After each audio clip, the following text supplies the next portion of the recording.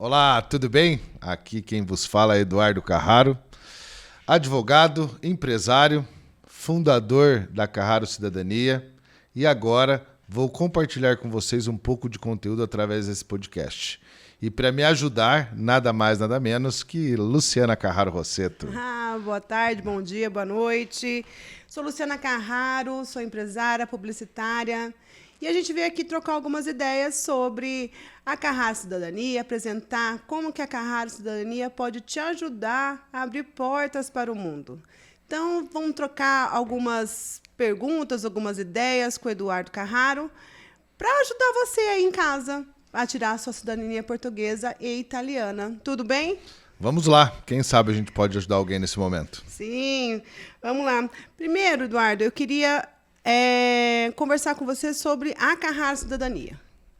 Por que que houve, por que que você abriu a Carraro?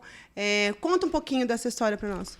Eu acho que faz um pouco de sentido contar um pouco do Eduardo Carraro, né? Sim, claro. Eu tenho algumas pessoas da minha história que eu tenho que colocar aí um parente de gratidão. Antes de qualquer coisa, fui fazer engenharia elétrica, larguei as vésperas de conclusão do curso para fazer direito, graças ao meu padrasto, José Dorival Pérez, uma grande pessoa. Maravilhoso. E que me abriu as portas para o direito, né? E nesse momento eu começo a ter acesso a alguns clientes e aí eu tive a satisfação de tratar de um processo trabalhista de profissionais do direito da cidadania italiana. E foi quando, em 2015, eu tive o meu primeiro acesso a direito aos procedimentos da cidadania italiana. E desde 2015, eu comecei, né, auxiliando algumas pessoas, montando alguns processos, e isso foi, de fato, né, se profissionalizando dentro do meu escritório. Então, além do escritório de advocacia, eu também me profissionalizei nas questões de cidadanias italianas. 2017, 18 e 17, eu tiro minha ordem de Portugal e também começo a atuar no mercado de cidadania portuguesa. E aí, ao longo desse tempo, construindo muita bagagem, adquirindo muito conhecimento, eu acho que chegou no momento de a gente pôr para fora o que está dentro da gente. Né? Alguns propósitos, alguns sonhos e tudo isso para poder levar às pessoas o que tem de melhor e o que tem de qualidade no mercado de cidadania. Com isso, surge, que às vezes o pessoal briga comigo no escritório, uma boutique de alta performance e qualidade, a Carraro Cidadania. É uma boutique mesmo. E toda essa bagagem sua, a gente pode colocar como um diferencial da Carraro, né? Graças a Deus, né, até mais uma vez aí eu faço um parênteses, né, para agradecer as pessoas que até o momento da Carraro Cidadania me auxiliaram de alguma forma, me ensinaram muitas coisas, tive acesso e contato a muitos profissionais, tive a oportunidade de aprender com grandes profissionais, né? E isso me dá a condição, né, de falar que a gente hoje, eu, Eduardo, posso trabalhar em grau de excelência e qualidade, porque eu consegui, ao longo do tempo, pelo volume de trabalho que nós desenvolvemos, né, ter muita bagagem, muito conteúdo, entender o porquê de algumas coisas, saber que algumas coisas não dão certo, não adianta tentar, que eu falo que cidadania não é tentativa, é procedimento. Sim. Então, hoje a gente tem um pilar muito sólido na questão de técnica e procedimento, tanto para a cidadania italiana quanto portuguesa. Sua expertise vai além de tempos, então, né? Porque é muito tempo. Exatamente. Uma bagagem eu vou falar muito assim, grande, né? Desde tocar o direito, né, tocar os procedimentos de cidadania italiana até hoje, se tudo correr bem, ano que vem eu vou completar quase 10 anos de profissão, né, no mercado de cidadania italiana. Ai, parabéns. E agora eu queria fazer algumas perguntas que apareceram nas redes sociais. Eu estou vendo, né? Tá seguindo alguns reels de vocês, algumas questões que aparecem ali. Eu tirei algumas coisas para a gente trocar essas informações e passar para quem quer tirar essa cidadania, né? Claro. E uma das coisas que todo mundo pergunta: quais são os benefícios? E aí, tanto da italiana quanto da portuguesa. Vamos lá. Quando a gente fala em passaporte europeu, né, nós estamos falando de uma chancela né, em quase, vamos falar, 95% dos países, né, permite um certo livre trânsito. Tá? Claro que existem as legislações locais, mas você passa a não ter restrições. Exemplo do brasileiro, que para entrar nos Estados Unidos, no Canadá, demanda visto. Já com passaporte europeu, você não precisa de visto. Claro que você tem a burocracia, por exemplo, americana e canadense, de preencher o aviso de trânsito eletrônico. Mas não é um visto, é um procedimento para facilitar até a inserção da sua documentação no sistema. Eu vi um conteúdo que vocês estavam fazendo do ESTA, Exato, né? nós explicamos sobre o ESTA. Então, esse é uma das grandes vantagens da cidadania. O passaporte europeu, né, ele permite estudar em toda a União Europeia e alguns países também recepcionam nas instituições de ensino com grau de exclusividade. Eu tenho um exemplo que eu falo de boca cheia, que é minha sobrinha, que hoje está na Espanha fazendo jornalismo, e ela está colhendo os frutos dessa cidadania. Ela tem a cidadania italiana e, por ela então ser uma cidadã europeia, ela colhe os benefícios que a instituição fornece. Algumas vão fornecer a dispensa de proficiência da língua do país, algumas vão dispensar você de uma prova de proficiência, como tem algumas instituições que não aceitam estrangeiros se não for o cidadão europeu. Tem a questão muito que ocorre no esporte, né? A molecada aí que vai jogar bola. Então, os clubes têm cotas de estrangeiro.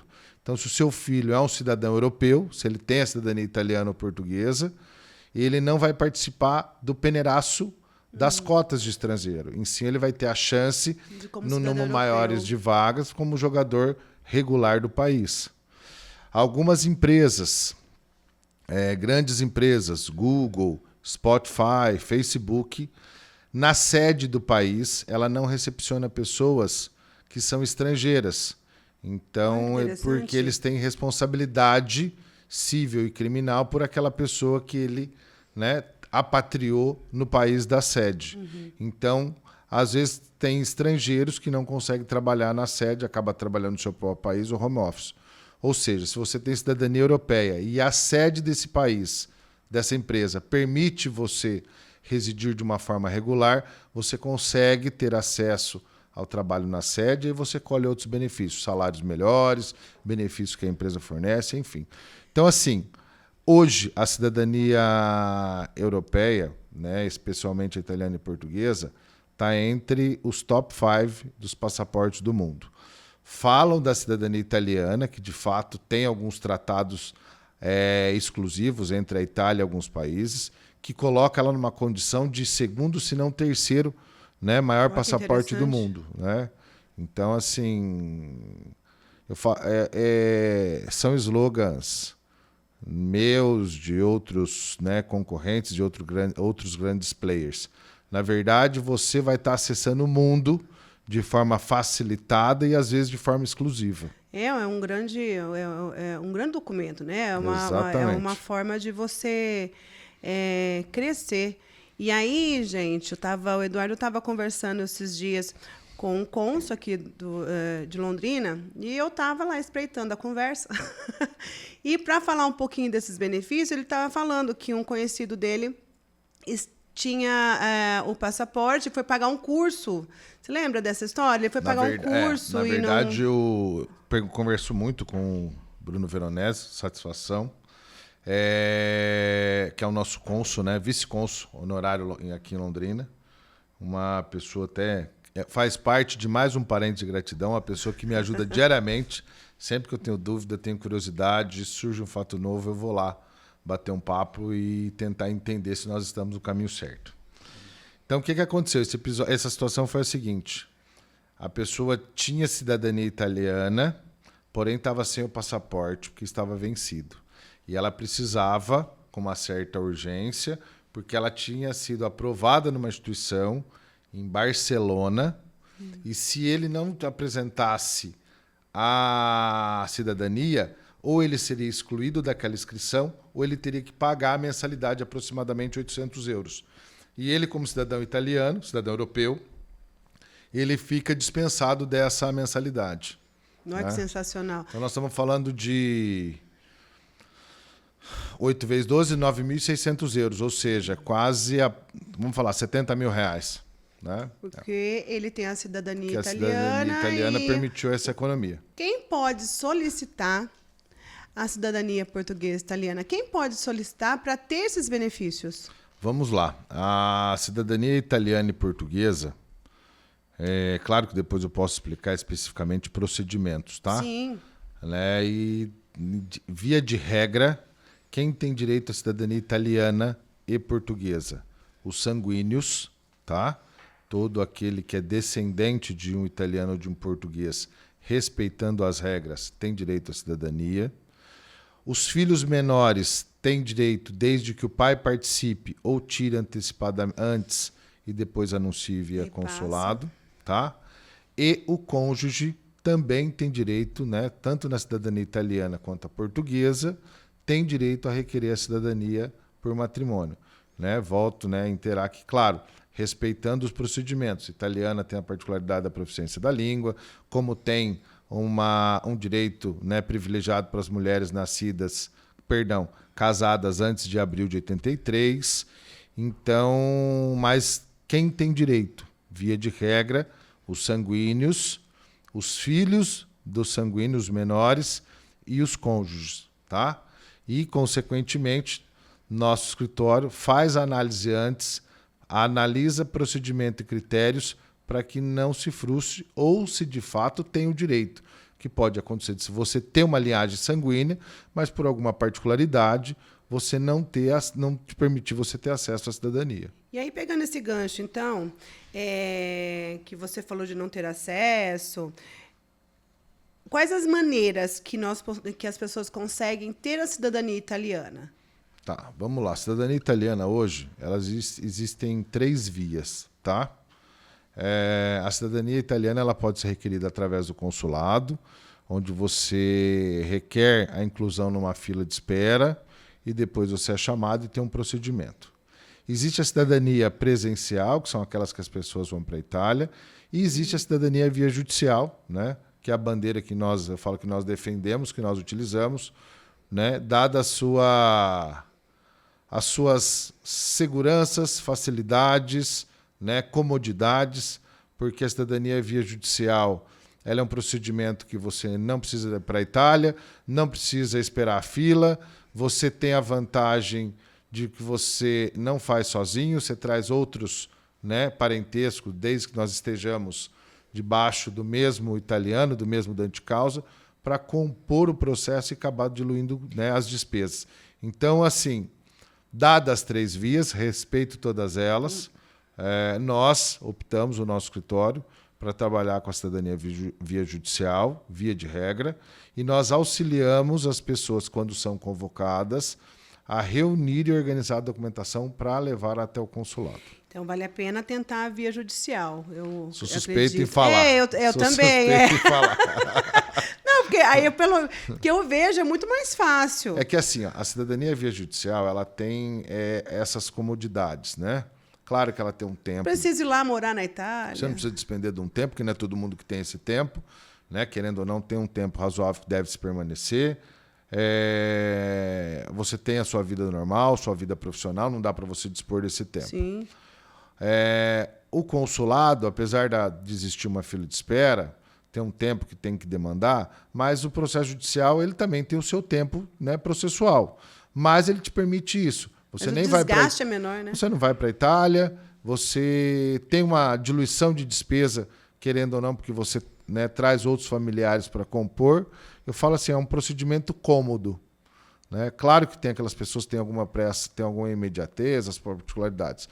Mas, via de regra, hoje a via judicial eu falo que é a via mais cômoda, né? E para você processar aí o seu pedido. E aí eu não preciso morar na Itália para tirar a via judicial. Não precisa. Eu posso ficar aqui trabalhando. Continua a sua vida normal, a Carrara Cidadania vai te dar todo o suporte, vai te assessorando e te prestando conta periodicamente. E aí, eu tenho uma pergunta assim, é fácil conseguir a cidadania, mas e quanto tempo leva? E aí eu também quero que você conte um pouquinho do que a gente conversou, alguns italianos chegaram também aqui no Brasil e dispensaram, vamos dizer. É que assim, ó, vamos lá. Existe, quando a gente vai falar em procedimento, tá? Você está querendo dizer um exemplo? Quando a gente vai organizar a documentação da família, falando num processo regular, Sim. Um dos documentos é a certidão negativa de não naturalização, tá?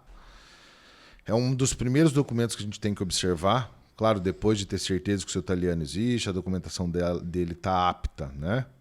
Então é o primeiro documento que a gente vai avaliar. Por quê? Alguns italianos, ao chegar no Brasil, por alguma particularidade, tá? Ele abriu mão dessa cidadania. Então, alguns casos, respeitando algumas regras, se o italiano se naturalizou, pode ser que a família não tenha mais direito, tá? A requerer a cidadania por aquele italiano. Olha, tá? Que interessante isso. Quanto à questão de facilidade, procedimento e tempo, isso é muito relevante. Não dá para a gente mensurar um tempo específico, né? Porque a gente trata muito de caso a caso. Por quê? Quando a gente vai entrevistar uma família, né, fazer as primeiras consultas, a gente tem um rol de questionamentos que a gente vai entender em cima Sim. dessas respostas se de fato o procedimento é viável, eu falo liquidez de tempo, ou se de fato a gente vai ter que ir para uma questão de busca genealógica. Então vamos lá, eu sou bisneto de italiano. Então, eu preciso localizar a documentação do italiano e dos demais que compõem a minha genealogia. Eu tenho acesso à documentação do italiano, a documentação dos brasileiros, né? Vai ter necessidade, eventualmente, de uma retificação, porque todo documento que chega no escritório, ele vai passar por um corpo técnico que ele vai avaliar isso, tá? Então, via de regra, os procedimentos de cidadania via judicial, ele tem aí um tempo de aproximadamente 2 anos. Porém, tem essa problemática. Eu não tenho a documentação do italiano, eu não sei aonde nasceu o meu bisavô ainda aqui no Brasil. Aí nós temos que fazer uma busca genealógica. Nós temos estrutura para isso, mas isso demanda um tempo. Sim. E isso vai impactar no procedimento. E essas buscas são feitas na Itália? Depende. Então, vamos supor, eu preciso buscar o italiano. Sim. Nós temos uma equipe própria para localizar o italiano. Que sensacional. Preciso buscar um documento no Brasil. Nós temos uma equipe própria para fazer a busca genealógica brasileira. Então, claro, eu falo assim, é igual eu pedir o meu nascimento aqui em Londrina. Se eu mando uma cópia do meu nascimento antigo, eles vão atualizar o documento. Sim. Se eu falo, eu quero fazer uma busca do nascimento do Eduardo Carraro, filho do Wagner Carraro, filho da dona Lindalva Carraro, que nasceu em 28/3/79, ainda que eu passe todos os dados, é uma busca para o cartório. Aí eu já tenho um tempo que eles vão demandar. Sim, Então, assim, tudo isso vai influenciar no processo. Até porque né? Se você tem o documento, ele tem o número lá da página. Tem a matrícula, tem tudo bonitinho. O resto vai ter que pegar... Exatamente. Mais complexo ainda, e pode se tornar muito mais moroso, os documentos italianos. Sim. Porque o documento italiano pode estar na cúria. Então, né, nós temos que pedir para que o padre ou o responsável da cúria faça essa busca. Explica pra gente o que é cúria. Cúria nada mais é que a estrutura responsável técnica das igrejas, né? Então, entendi. Então a Igreja Católica, além da igreja, ela tem a cúria, que é o órgão técnico que vai gerir e às vezes resguarda esses documentos. Então vamos supor, você foi batizado numa determinada igreja em Londrina. Sim. O seu nascimento, apesar daquele padre, né, estar naquela igreja, ele tem uma arquidiocese, a cúria responsável, que também vai guardar essa documentação. Tá? E eles são tecnicamente responsáveis. Tá? Então é uma hierarquia que existe dentro da organização da Igreja Católica. Então, na Itália, você vai buscar tem algumas localidades que são pequenas, então a estrutura administrativa, né, daquela localidade não tem tanta mão de obra para atender as demandas, então, querendo ou não, demanda-se mais tempo. Então, eu falo, quando a gente vai falar de tempo de processo, valores, né, entrando um pouquinho em questão de números, eu falo assim, a nosso escritório trabalha de uma forma personalizada. Por quê? Eu vou entender a sua história, entender a sua documentação, entender de fato aquilo que você precisa para que o seu direito, né, seja atingido. Por isso que a gente fala que é procedimento, não é uma tentativa. A gente gasta energia, gasta corpo técnico nesse momento para ter certeza que o seu direito vai ser processado e requerido, atendido. E a Carraro vai do começo ao fim, não terceiriza nenhuma parte dessas partes. A nossa estrutura, hoje, só nós terceirizamos duas fatias, tá, do processo, que são as traduções, que são tradutores juramentados, né, são técnicos responsáveis, e a parte de serviço de cartório, que é um serviço público, tanto para a emissão dos documentos, quanto para a apostila deles. Os demais, né, toda a estrutura técnica, é a estrutura própria da nossa empresa. Vocês. E aí, uma coisa que a gente estava conversando também é que essa demora também vai muito das comarcas, né? Comarcas que chamam? Comune. De cada cidade. Porque tem assim, comune maior, com mais pessoas, e comune menor. E também tem um outro fator que tem sido aí até polêmico nas redes sociais, porque assim, nós temos a localidade, que ela é pequena, ok. E também nós temos localidade, por exemplo, como Milão, né, Roma, que são grandes, né, estruturas que têm até divisão dentro da comune que atende esses procedimentos, seja para emitir um documento ou seja para registrar uma sentença ou um italiano. Porém, hoje, como a via judicial ela se tornou a via, vamos dizer assim, mais popular, né? Mais fácil também? Mais fácil, vamos dizer, podemos dizer assim, ela acabou também saturando algumas localidades. A Itália, desde o primeiro momento, quando ocorreram as primeiras saturações, problemáticas de volume, vem ordenando e organizando isso, mas tem aí, eu brinco, né? Tem um momento de azeitamento aí que as coisas têm que se reordenar. Então tem localidade que, apesar da estrutura que ela tem, ela também pode ser uma região que, na época da imigração italiana, foi de maior número. Então, hoje, consequentemente, o pedido para aquela localidade... O volume é grande. O volume é grande. Né? Você pega o Tribunal de Veneza. É um tribunal hoje que ele está recheado, para não dizer saturado. Imagino. Porque, né, no processo na história migratória... é a localidade que mais teve italiano que saiu da Itália, seja para o Brasil, Argentina, Estados Unidos, para onde ele foi. E hoje esses pedidos acabam se concentrando ali. Tá? Então a gente tem que ter assim, essas questões meio que pontuais. Por isso que eu volto a repetir. Quando a gente vai lidar com procedimento, né, a gente lida com a história da família. Para a gente poder daí falar em procedimento, eventualmente conseguir travar alguns tempos, e aí especificamente falar de valores fechados para aquele procedimento. E qualquer pessoa de qualquer idade pode tirar a cidadania. Basta estar vivo. Brincadeira à parte. A minha avó de 96 anos consegue? Pode, ela consegue requerer. O que acontece? A única coisa, né, daí falando numa particularidade, num procedimento de via judicial, o menor, para ele requerer obrigatoriamente, o sanguíneo maior tem que participar, seja o pai ou a mãe, né? Então, ele não consegue requerer sozinho.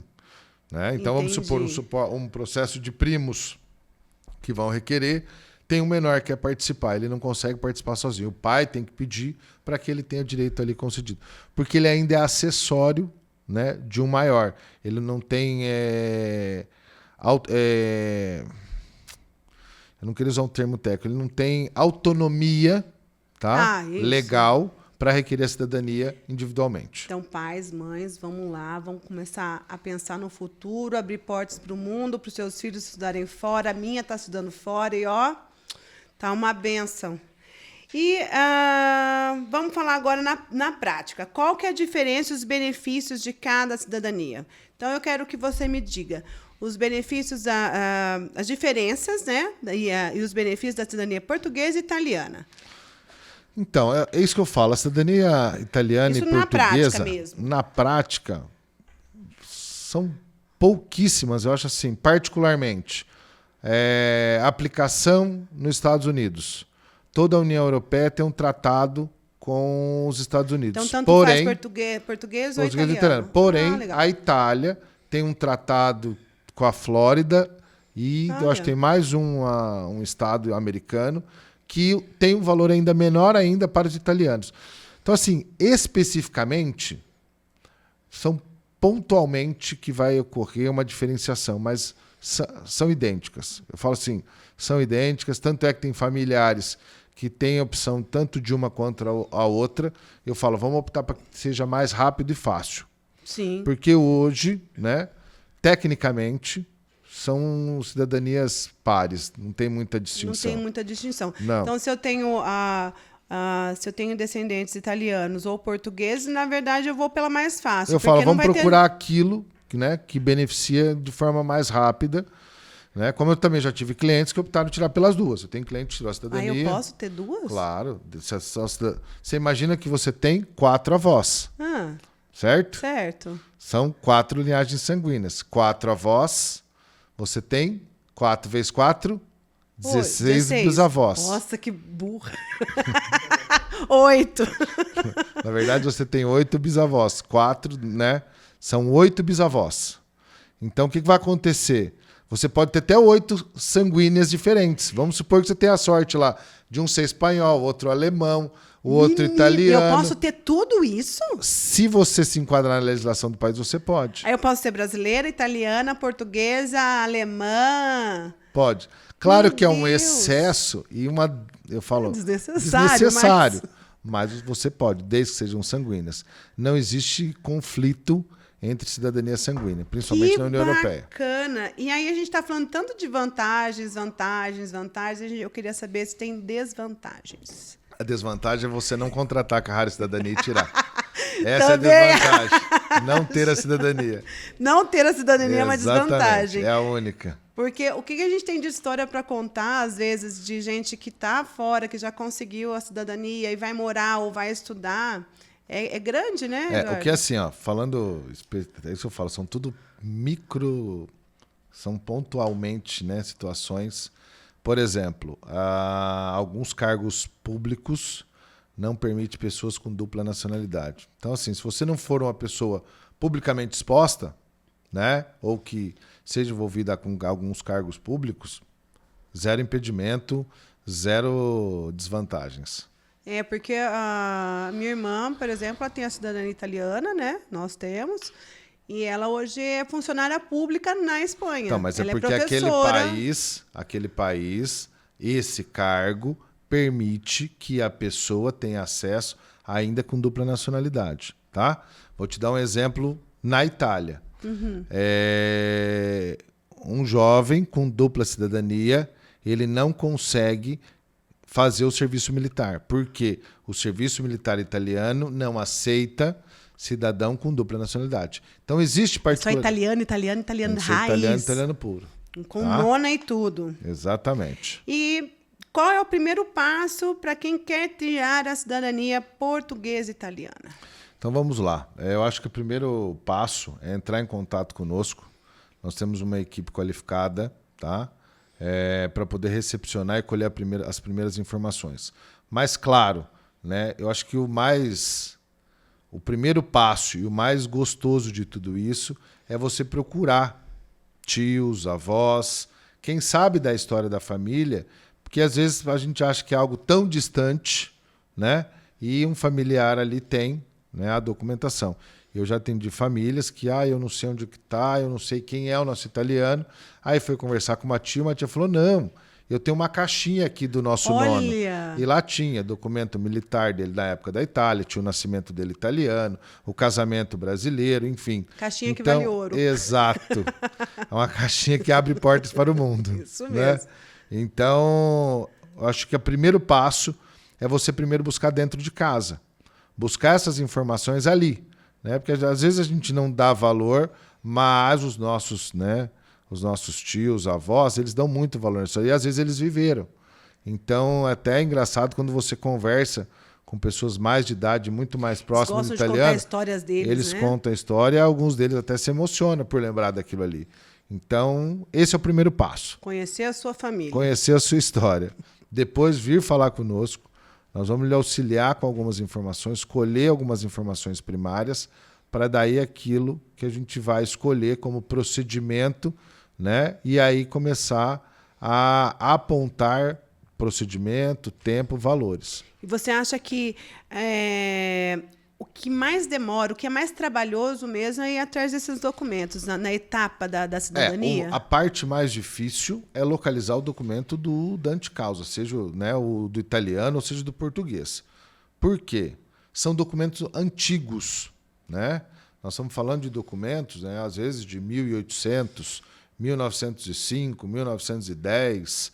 Então, são documentos antigos, principalmente Itália, né, agora, né, vem evoluindo isso para o mundo digital, mas algumas localidades ainda são físicas, então tem toda uma complexidade histórica, né, então é muito mais, eu falo mais, o ponto, né, de grau de dificuldade está na localização da documentação de quem vai conceder esse direito, né, seja italiana ou portuguesa. Tá? Porque ir atrás de um documento de 1800, né?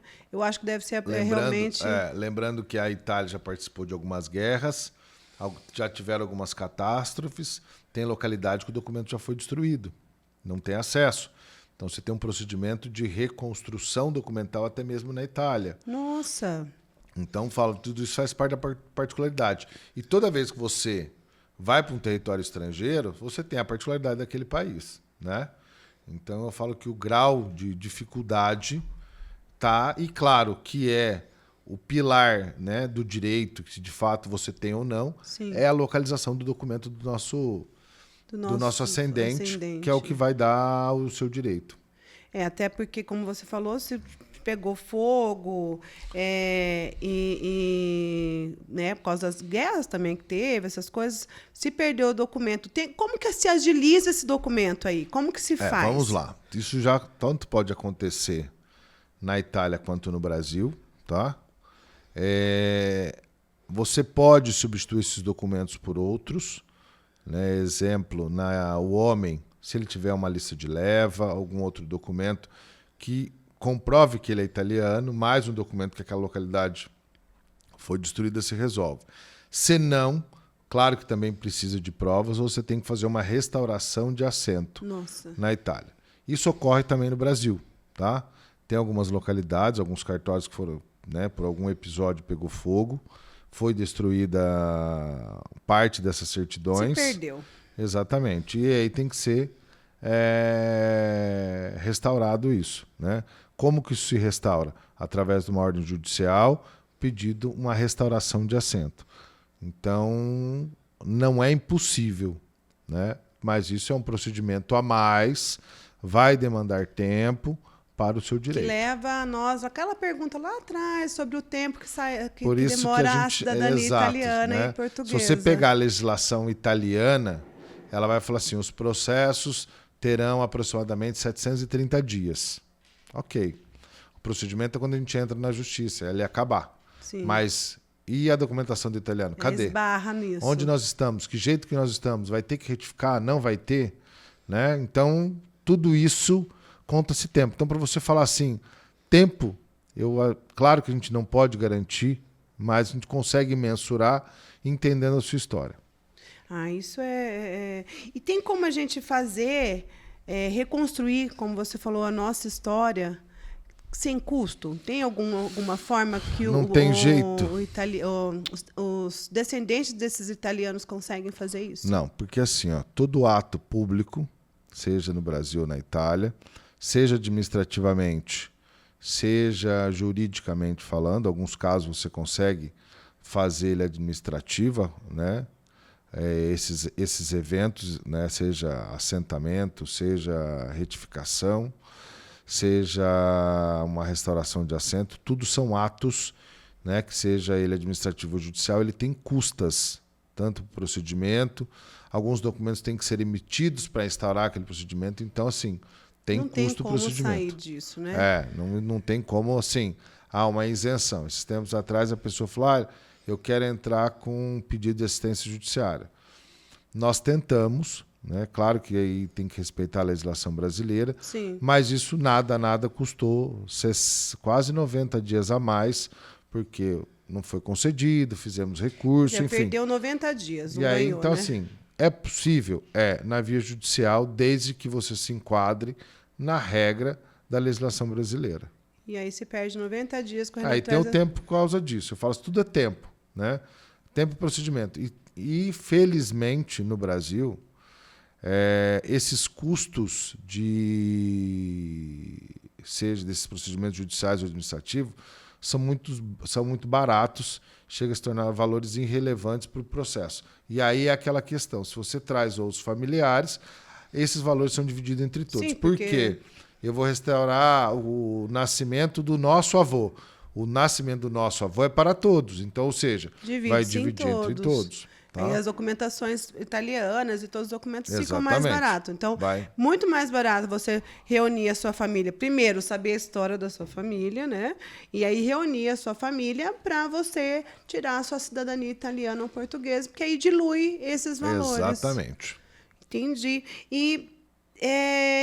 Bom, a gente já falou sobre valores, a gente já falou sobre os processos. Eu queria que você me falasse ou contasse algumas histórias, porque eu sei algumas já, né?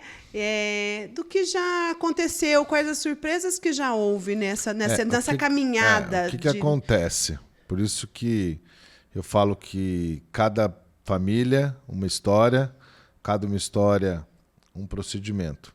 Por quê? Quando você vai mexer na história, né, você vai cuidar da documentação, você vai entender aquela história. Então, ali eu vou entender de fato quem são os seus ascendentes, quem são os descendentes de fato, se ali não houve uma adoção, se ali não houve um autorregistro. Nós tivemos um caso, eu tive a oportunidade de analisar um caso que eu verifiquei que tinha um autorregistro brasileiro. Autorregistro? A pessoa foi lá e se autorregistrou o nascimento. Né? As pessoas mais antigas viviam no sítio e às vezes atingia a maioridade sem ter saído, sem ter vindo para a cidade. O pai não teve a época, né? Não registrou. E aí ele vem na cidade e se autorregistra. Olha, eu, Eduardo Carraro, nasci no sítio tal, lá na cidade tal, estou com tantos anos e é concedido esse autorregistro. E ao analisar essa documentação, você percebia que ela tinha uma certa fragilidade na forma que foi contada a história. Eu falei, tem algum detalhe aqui. Aí nós começamos a analisar os demais documentos. E aí nós percebemos que tanto no casamento quanto no nascimento de um dos filhos, aquela pessoa se declarou como italiana. Eu falei, ela não é brasileira. E aí você verificando a história, entendendo, nós descobrimos que ela não era de fato brasileira, ela era uma italiana, né? E aí nós utilizamos a documentação dela porque ela seja italiana. O que acontece? Né? Dada a história, dada a época, tá? E pela forma que depois está transcrito tanto o casamento quanto esse nascimento e a proximidade da data, eu acho por mais por uma questão religiosa da época. Que os documentos contam histórias, né? Que engraçado, você vai juntando. A religião da pessoa, né? Ela precisaria casar e tal, e sem o nascimento ela não conseguiria. E eu não sei, por algum motivo, ela quis omitir a cidadania, ela se autorregistrou para ela conseguir ter um casamento civil. Então, isso faz parte da história da família. A gente respeita, cuida, né? E a gente, né? Por isso que a gente manuseia família a família. E não dá para a gente criar um procedimento padrão. Olha, você é bisneto de italiano, são 10 certidões, 10 apostilas. Não tem porquê.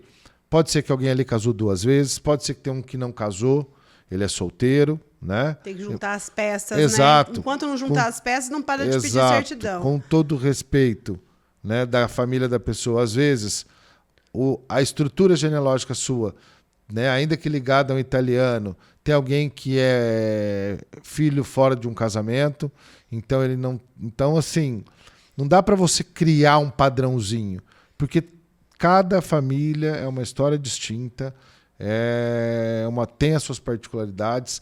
Claro que a gente está falando muito de exceção, mas existe, claro, a regra normal. Sim. Né? Nascimento, casamento, dada, né, sem particularidade nenhuma.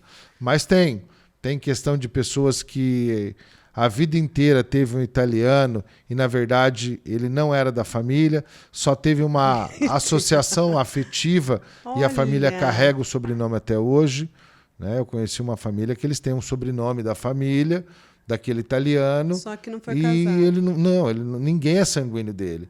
Por causa da relação que teve com a família, houve uma adoção socioafetiva e ele fez parte da história da família e carregaram. Algum dos lá atrás colocou o nome em respeito àquela pessoa e lá Em ela... homenagem Exato. e ali ficou. Eu falo que é um exemplo, né? O meu padrasto, José Dorival Pérez. Eu, por socioafetividade, em respeito a ele, vou lá e coloco o Pérez. Pérez, você virou espanhol. Daqui 4, 5 gerações, né, se coubesse no direito, um descendente meu fala, pô, nós temos o Pérez que é espanhol. Aí ele vai mexendo no documento e fala, opa, esse Pérez aqui não é nosso. Olha, gente. Mas ele percorreu a minha genealogia, os meus Todo descendentes. mundo, quer dizer, teus bisnetos, tataranetos, achando... Foram recepcionando o Pérez, um exemplo, né, exemplificando. E isso daí, né, na hora que você vai construir um direito, ele não dá o direito. Sim. Tá? Então tem a questão de adoção na maioridade, enfim, tem N particularidades. Histórias aí... Tem um monte. Tem várias para contar. E aí é legal porque todas elas... eu gostei da história de juntar as certidões e juntar essas peças para ir criando uma história até achar o ponto da onde você nasceu, da onde você veio. E, na verdade, então, a cidadania também é uma forma de saber, né, da tua história em si. Isso. Nós temos a condição de unir a sua história ao seu futuro. Por quê? Tem pessoas que não... eu acho que eu tenho, né? Essa geração mais nova, ela não tem muito essa relação afetiva com o passado, diferente, né, dos antigos, dos nossos avós. E pode chegar ao ponto da pessoa falar, pô, que legal, eu não sabia. A pessoa não sabe, às vezes, da história dela. E a gente vai acabar contando, porque eu vou pedir ali nascimento, casamento. Ele, mas quem é esse cara? É seu bisavô, é o seu tataravô.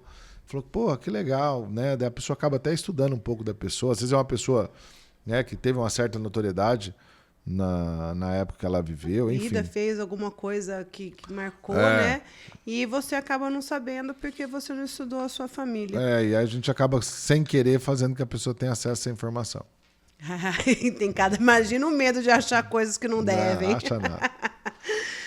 Pessoal, é isso. Muito obrigada. Nós acabamos aqui. Não sei se você quer falar mais alguma coisa. Na verdade, eu quero agradecer, deixar aberto, né, para vocês, quem tiver dúvida, curiosidade, tanto entrar em contato com a nossa equipe, como também deixar, né, comentário nas redes sociais.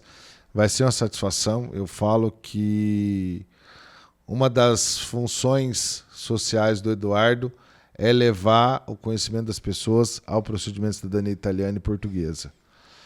E tornar as pessoas mais tranquilas e mais seguras na hora de optar por uma empresa, né, que ela queira escolher para contratar. E eu falo que cidadania, como eu faço parte da construção de uma história, eu não vendo um serviço, eu inicio uma parceria de longa data. Porque dali para frente você pode casar, você vai ter filhos que nascerão, atingirão a maioridade, nascerão netos, e eu quero fazer parte dessa história. E você vai fazer até os netos, porque a gente vai passando, né? Vai passando de geração para geração. Você mantém sempre a cidadania, né, percorrendo a sua história genealógica, os seus descendentes. E, claro, eu faço questão da Carreira Cidadania fazer parte dessa história. Ai, que gostoso. Gente, vou pedir também para vocês curtirem bastante, mandarem as suas dúvidas, porque aí no próximo podcast a gente vai tirar mais dúvidas, ter mais assuntos para contar também, né, Eduardo? Exatamente. Eu falo que parte, né, dos bastidores do podcast são as histórias, são as curiosidades das pessoas, e para nós é muito gratificante poder solucionar uma dúvida, contar uma história. Então nós precisamos de vocês. Curtam, compartilhem e deixem aqui para nós a sua dúvida ou curiosidade. Carraro Cidadania, abrindo portas para o mundo. Obrigado. Obrigada, tchau, tchau. gente. Tchau, tchau.